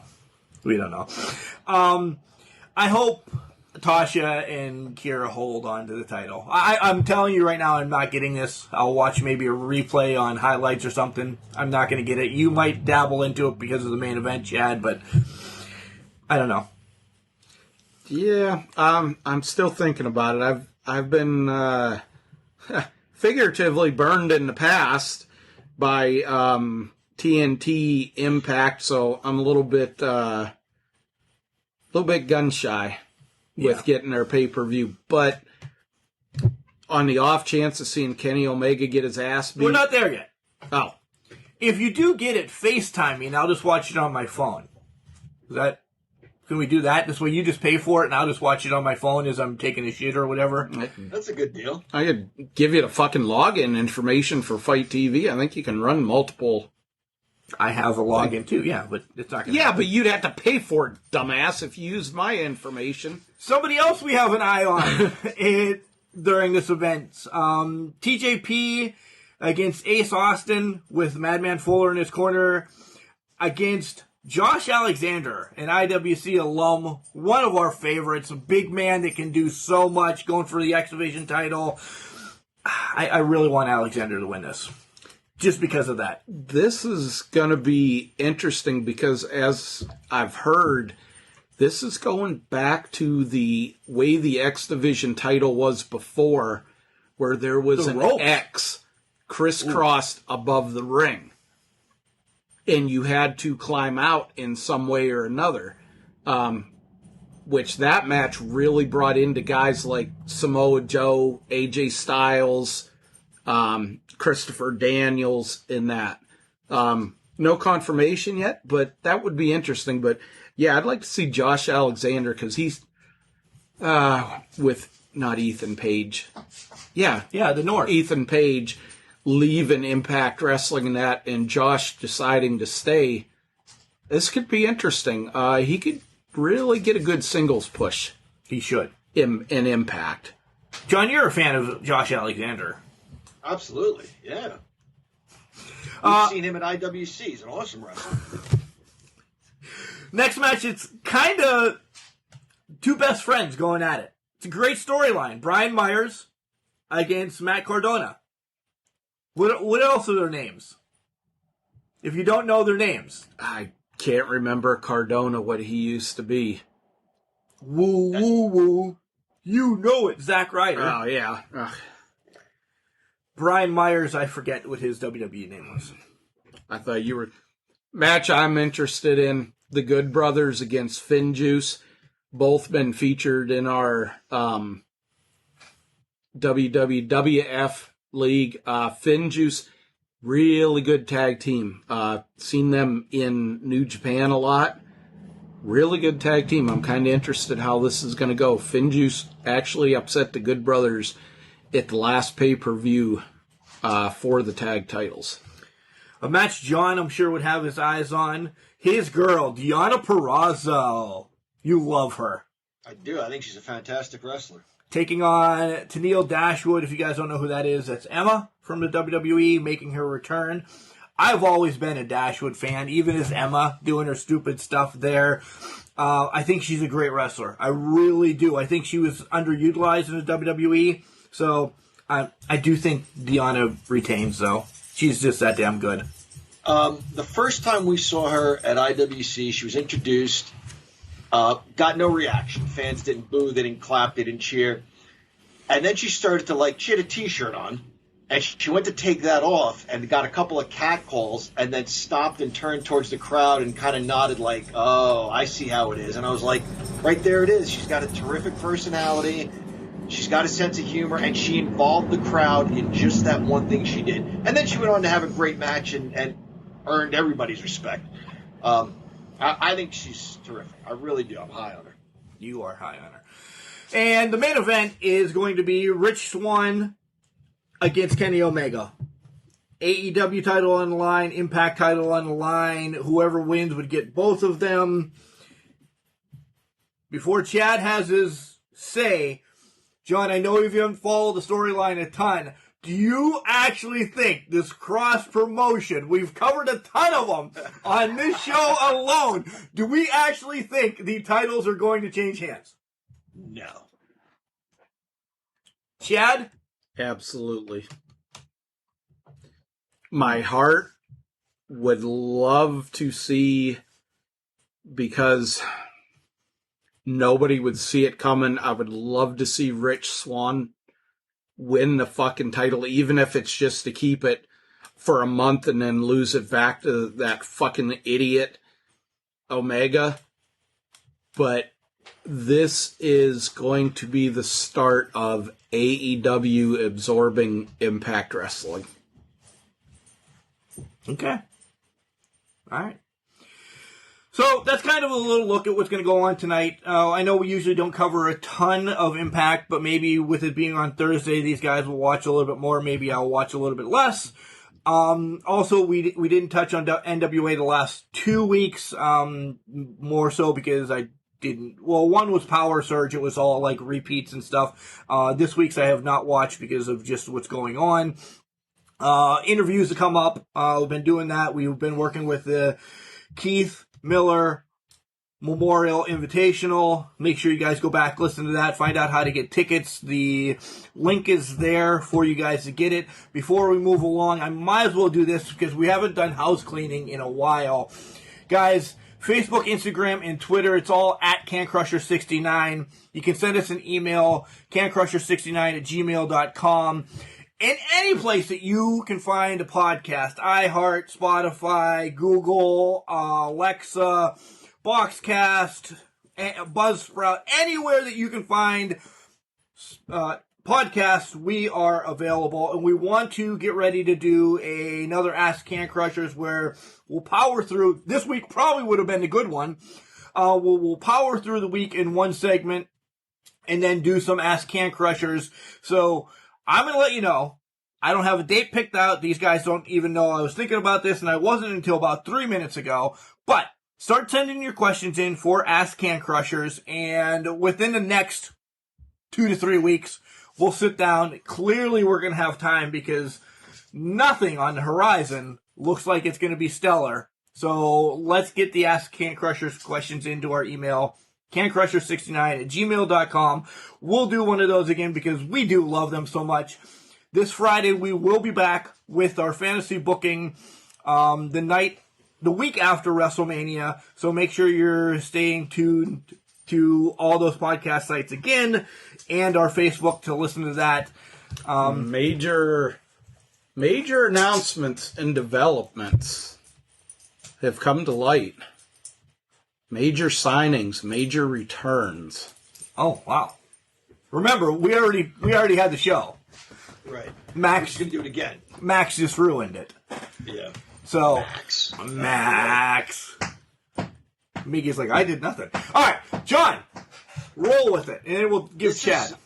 This is Love 'Em While We Have 'Em. It is a segment where we appreciate someone in the wrestling business while they are still here with us, rather than posthumously, so that in the off chance they listen to our podcast, they can hear us Love on them.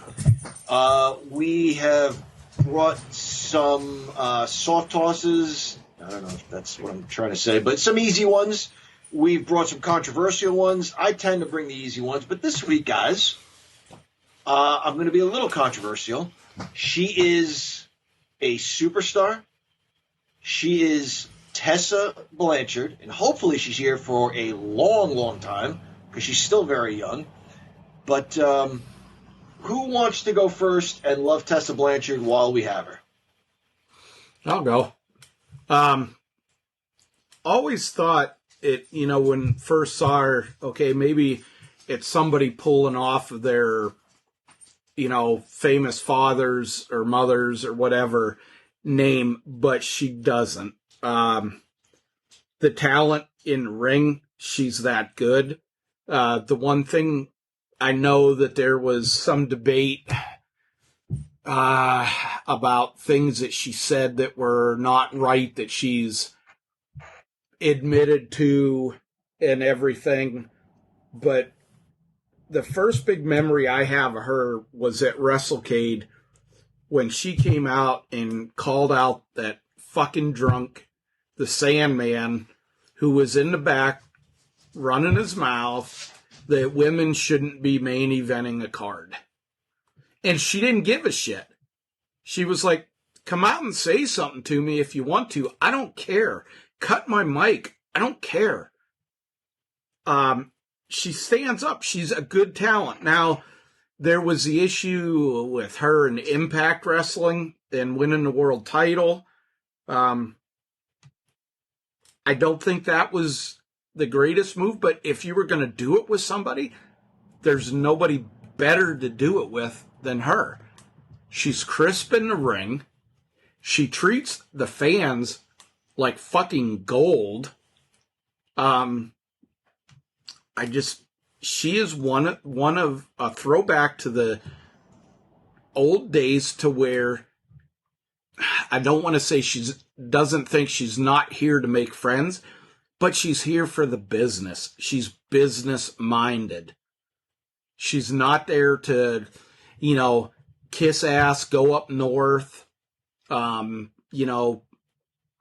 and panties matches, shit like that. She's a wrestler.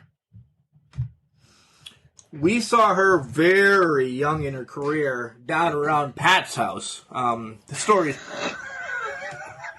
Sorry, go ahead. Which is South Carolina is where we saw her. Now that it's been years. Eventually the truth comes out. Yeah. We saw her in South Carolina, and she was super nice. Like I said, young into the business. She wanted to know everything, and she talked with us for the longest time. And then, John, what was it, maybe a year later? We saw her in New York City, and she remembered us. Legit remembered us. We just didn't see each other. We didn't see her at the same time, but she remembered us separately. And we had the same conversation. And then again, a year later, she was at Rise that took place in Pittsburgh, and it was her against Britt. You had your Tessa shirt on. I had my Britt shirt on. I had my picture with her that I brought up. I'm like, can you sign this? And she gave me some shit. She's like, really? You want me to sign this as you're wearing a Britt Baker shirt? And I'm like, yeah. I said, I love you, but Britt's the hometown girl. That match between her and Britt was amazing. She can work. She's been trained by George South, and Chad said it. She loves the business. Things that she's done in her past, guys, it's wrestling. We all say this, that time in wrestling does heal all wounds. At some point, when she makes the return, it's going to be forgotten because she's a superstar. She is a superstar. She's going to be able to bring it, and she's going to wave this flag for the women for a long time. Will she get some looks of always some naysayers and some haters? Guys, Britt Baker gets that, and what did Britt Baker do? But bust her ass to be a legit dentist and, a professional wrestler at the same time. And I'm not saying anything that Tessa did that Britt didn't do or on the same level or anything, but people just hate because they hate. People hated Bruno Sammartino. We let off the show with that. Yep, they hate, yeah. So, Tessa, you're amazing. You really are, one for the fans, one for everything you do in the ring, and carrying on Magnum Antelli's name, because she really does. I follow her on social media, and she is a family person. When we met her, John, and Magnum was there with her little brother and sister, she was helping them do stuff for Magnum. It was awesome. That's where Tessa is to me in my heart. And I'm saying this stupidly, and she's a great worker. I love the family about Tessa and how she respects the fans. Yeah, I'm already ready to cheers her, so go ahead. So some of the things you guys mentioned, I'll reiterate. As far as what she did or didn't do, listen, I love me some Allison Kay. She seems like a genuine person. I don't know if Tessa owned up to it. I did not hear that, as you mentioned that, Chad. But this, again, is where I quote Al Pacino from Donnie Brasco, one of you's got to be lying. So I don't know. I don't know what happened there, but that's not what we're focusing on. As a talent, she's terrific. She really is. I watched an interview with her where she was training with George. She said she was training with George South. Nobody knew. She called and told her family. She said Magnum told her, it's something like you stink or you're lousy, or you're not very good, but you have that it factor, and now it's time to go out there and be undeniable. And that's where she got the name, the undeniable Tessa Blanchard. You guys talked about how she treats the fans. So early on, Mark, when we saw her, very quickly about that match in South Carolina, she put a head scissor, and I know I've mentioned this, honey, but it was so great. She put a head scissor on her opponent and was grinding her head against the mat and thrusting her hips into it and looking right at the referee and saying, yeah, you like that? That was hilarious, shocking. It was amazing. It was amazing. It was pure pro wrestling. She's doing a wrestling hold and being sexual. It was very funny. We got our pictures taken with her that night. I think she did some Four Horsemen signs. She came out to the Four Horsemen music. The next time we saw her, Mark, a fan came up to her and wanted a picture. And to your point, guys, on how she treats the fans, the fan asked, can we put up 4 fingers? And I don't know what the horns thing is, what college that is, or why she does that.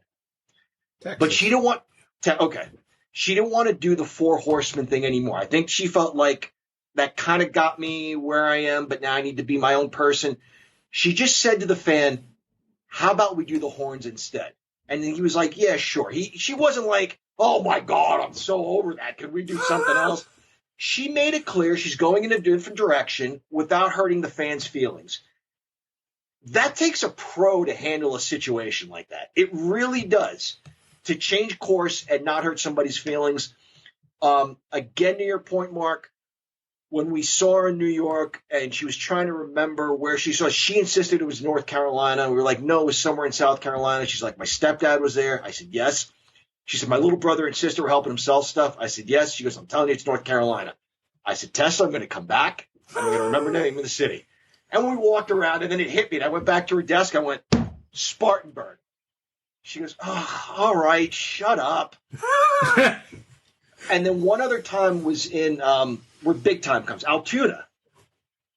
It might have been, I think maybe we saw her in Altoona, but we were walking by, and you saw her first, and then I stopped at her desk for something. And again, she said to me, oh, I just saw your friend. He went that way. I was like, holy cow. I mean, she's got to see thousands of people. That's the sign of a star, too. It really is, guys. People that have that kind of memory for the fans and dates and places, that's a star. I hope she's able to put the other stuff behind her because there's nothing but bright things for her. Some people claim she's the very best. I wouldn't go that far. I still think there are people working right now, women that are working right now that are actually far better. But I think she's awesome, and I think she's got a bright future. Yeah. And I want to say something real quick, John and Mark. You both, mentioned the stuff in the past and everything. I'll just stick to her. Here is where I have a problem with a lot of that coming out, is that it didn't fucking come out until a day and a half before the biggest night of her life. And I have a problem with that. If you got a problem with somebody, you don't wait till then unless you're a gold digger and looking for fucking attention. You just don't. This isn't, when I say crimes, this isn't a crime that's withheld because of guilt of the victim. This is shit that happens. People slip up. Every one of us have learned a lesson about swearing in front of our parents when we were young. This is that type of situation. Shouldn't have happened, but it did. Is it something to ruin somebody's career on? No. And you make yourself look bad coming out so quick, so close to somebody's biggest night of their life. It's like, I don't want to say it's jealousy, but holy shit, it really can shine that way. Yeah. One other quick thing to that point, Chad, that's a fair point you make. The racist thing, whether that's true or not, the spitting on someone, whether that's true or not, those are both terrible things if they're true. But guys, the burying or the wanting to be on top or the cutthroat, welcome to pro wrestling. The lady wants to be on top. I won't falter for that. Are there right and wrong ways to do things? There are arguments about Hulk Hogan buried this guy and that guy and he pushed his friends. Welcome to the business. It takes a tough skin to be in that line of work. So she jumped over somebody. It happens every day. So. Yep. Hey, cheers to Tessa Blanchard. Cheers to Tessa Blanchard. All right, so we got some news on Mickie James's release, and we'll wrap this up rather quickly. Chad, have you ever taken vacation and you usually pack stuff away in, like, luggage? Yeah. When you go somewhere. Luggage, a carry-on, duffel bag. Yeah. John, when you have stuff that you don't want anymore, like, where do you put it? Like you donate it or throw it away. What do you throw it away in? A garbage can, a garbage bag. So Mickie James left some stuff around WWE, right? Now let me say, I want to throw this in there because I read this last night on this subject. It is a common thing now to where wrestlers will leave items to be brought to events from other events. They won't bring everything. Right. It's easier for the truck to ship it than them to drive it than them to fly it and stuff like that. So yeah, it wasn't like, she left, dirty fucking underwear and whatever else around the around WWE locker room or gear. Yeah, essentially gear. God, we always have to go down that line. So she left some gear behind because whenever she would be on the card, she doesn't have to bring it. It could be, I was going to say catered. It could be washed there and da-da-da-da-da. And she just shows up, she puts her gear on, boom, ready to go. She's ready to wrestle. Well, she gets this stuff after her release back in a garbage bag with a piece of green duct tape stuck on the garbage bag, Mickie. In a bag, in a box. Oh my God, are you kidding me? No, here's your bag of stuff in a garbage bag. Look it up on Twitter. You can see the whole fucking thing. He doesn't even know how to spell Twitter. Damn. Now you got me on John. So Mickie sends out this tweet saying, "Hey, thanks WWE and Vince McMahon. paraphrasing, for how many years in the business, this is how I get my stuff back. In a box, in a garbage bag, with a green sticker on it that says Mickey. Good luck in your future endeavors.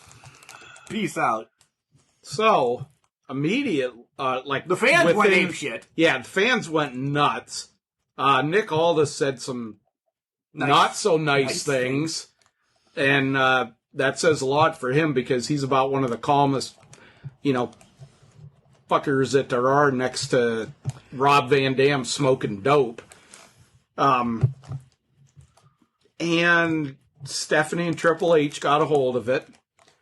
And immediately, with 30, 45 minutes, they're like, this is not the way we do business, blah, blah, blah. The person responsible for this has been fired and, no longer employed. Turns out they fired 3 people over this and demoted 2 people. They did the right thing. Stephanie mentioned Mickie James in her apology tweet, said about the same thing as Triple H. Mickie James answered back to Stephanie's tweet, I appreciate the apology.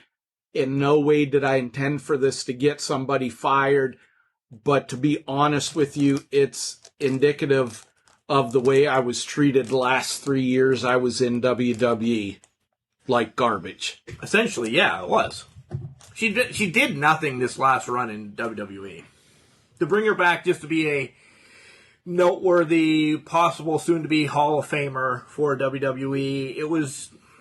I want to say they used her more probably as a trainer for some of the youngsters in the business right now. Huh. Do we see her go somewhere? See what happens with her husband. Yeah.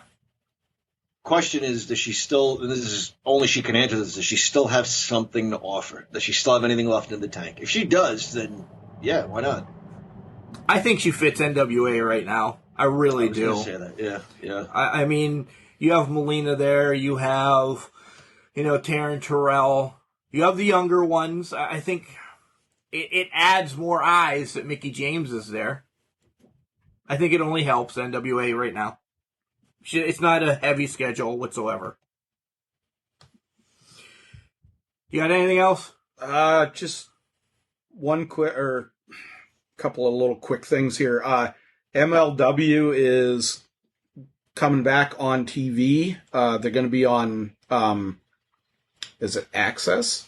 I think they're going to be coming on to. Also, of note, a little bit of history was made. MLW's Tom Lawler, Filthy Tom Lawler, won the New Japan Pro Wrestling Never Openweight title. Might say, well, what's this big deal? Talent exchange, blah, blah, blah. This is the first one out of MLW that has won a New Japan title, and it's signifying New Japan opening up who they're working with. I mean, it's a big deal. I watched the match last night. I watched the whole card. Dude just looks... He's... I hate to say it, cliche, he's fucking filthy. He's a nasty bastard. Filthy. I mean, he just, right in front of the ref, it was a no disqualification match. He's on his knees begging for mercy, and the guy's standing there. He just hauled off and punched him right in the dick. Where? And the ref's like, turkey platter-sized eyes telling him you can't do that.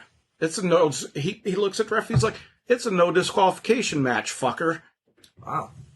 But that aside, the humor with that aside, he's a very good wrestler. He's teaming with who's the big Hawaiian dude? Jeff Cobb. Yep. Who is with Will Ospreay, who is a New Japan World Champion. Got to go to New Japan, guys. 999,999 yen a month, which translates into those math gurus like me, $9.95 American dollars. Wow. It's well worth it. They probably have 15 or more events a month. And they're putting their USA, with them coming to the USA and doing the touring with restrictions lifting and stuff. They're putting those shows on there also. If you get these, $10 a month, you get everything live for free. Okay, granted, when it's not in the USA, you're talking 2 o'clock, 3 o'clock in the morning, but the fucking replay is that day. You get the replay it is on their network by lunchtime. Our lunchtime, yeah. Guys, I know we kind of poo-pooed a little bit on AEW this week, but I took a step back yesterday, and this is the way I'm going to end it, then I'll let you guys wrap it up. I took a step back yesterday as I went back to IWC for the first time in, 8 months or whatever it's been since I've been to a live event, and I thought, listen, I'm going to tell you winners, and we can talk about the show later on this week once John watches or whatever, but I took a step back, and I'm like, thank God I'm able to do this again and watch. And I will say I got to see some of my friends, Andrew Palace, Big Time Bill Collier. Wait, before you go off and say what you No. This was a good thing. It was something I forgot. Go ahead. I took a step back and I'm like, man, we really are in a great era of wrestling.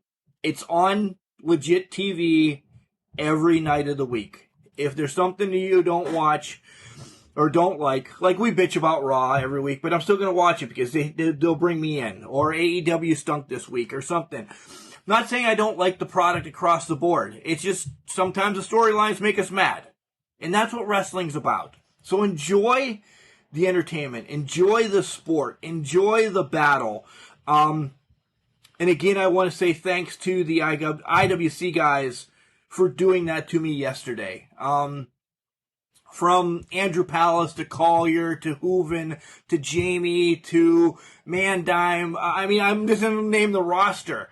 You guys put on a hell of a show yesterday, and I enjoyed it. And as a wrestling fan, what you guys do week in, week out, month in, month out, and I mean this to anybody listening in the WWE, thank you. You keep me entertained, and that's why I love the business. I will bitch because I don't want it. It's not going my way. Someday it'll go my way, and I'll be like, yeah, I love wrestling. So you guys can wrap it up. Three quick little things. I did forget something. A, fuck Pat Lupino. We didn't have that in. B, Jock Sampson, you're still a fat bastard. And I'm going to end it on a positive, and I'm going to say something nice about Jackson Argos. If y'all hadn't seen a post earlier this week, Argos made a pillow of Bill Collier, likeness of Bill Collier, for Bill Collier's infant daughter. It is really fucking cool. It shows his artistry and everything. And, you know, Argos is a douchebag at times, more often than not, but this was really fucking cool. Really something. Look up Bill Collier. It's on his Facebook page. There's, banner back and forth about it, but that was something really cool that Argos did. Remember, Chad, just because you're trash, it doesn't mean you can't do great things. It's called a garbage can, not a garbage cannot. He's finally got it.